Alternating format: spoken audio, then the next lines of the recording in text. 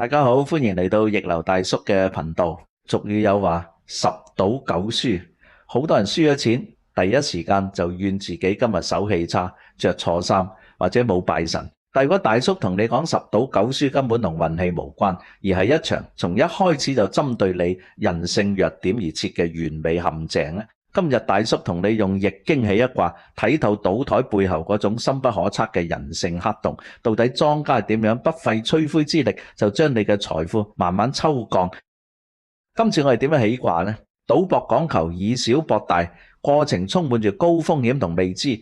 喺八卦入面屬坎，代表水，亦代表危險同深坑。而人喺賭台上面產生嘅無盡貪念同恐懼，就好似一個填滿嘅黑洞，同樣係坎。外在嘅賭局陷阱，加上內在嘅慾望深淵，兩水重疊，我哋又得出今次嘅主卦坎為水卦。坎卦字面解就係一個坑，一個令你踩落去就爬唔返上嚟嘅陷阱。八卦入面只有少數卦係會重疊同一個元素，而坎為水就係險上加險。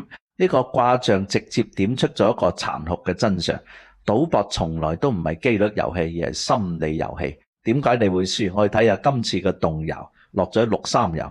爻辭話：來之坎坎，險且枕，入於坎肽，勿用。我用最白話解釋俾大家聽，即係話你向前行又係坑，退後又係坑，無論你點掙扎，最後只會跌入一個更深更暗嘅地洞入面。呢個畫面完美咁描述咗一個賭徒喺賭台上嘅心理狀態。贏咗嗰陣，你想贏多啲，人性嘅貪令你覺得自己係天選之人，繼續留低；輸咗嗰陣，你想追本，人性嘅不甘心令你越踩越深。莊家或者賭場根本唔需要出千，佢哋只需要用時間同機率，等你喺呢個來之坎坎嘅深坑入面，自己將自己嘅理智同本金消耗殆盡。你以為自己同莊家對賭緊運氣，其實你係同緊自己嘅貪念同恐懼對賭。明白咗坎為水所揭示嘅人性弱點，我哋又應該點樣趨吉避凶？今次大叔唔會直接教你應該點做，反而想留低幾個問題，等大家自己靜低心嚟諗一諗。第一，當你覺得自己手風好順，鬥到規律嗰陣，究竟係你真係睇透咗個局，抑或只係個深坑故意俾少少甜頭你，等你行得再入啲？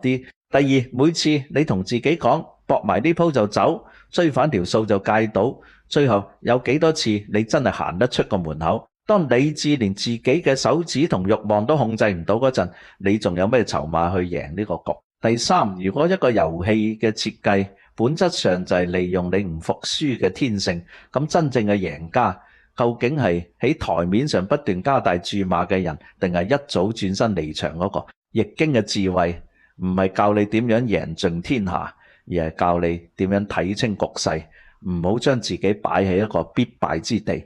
答案喺邊？其實你心裏面一早有數。如果你中意大叔今日嘅分析，覺得有少少啟發，記得訂閱、點讚同分享。我係逆流大叔，同你用易經看透天下大勢。我哋下集見。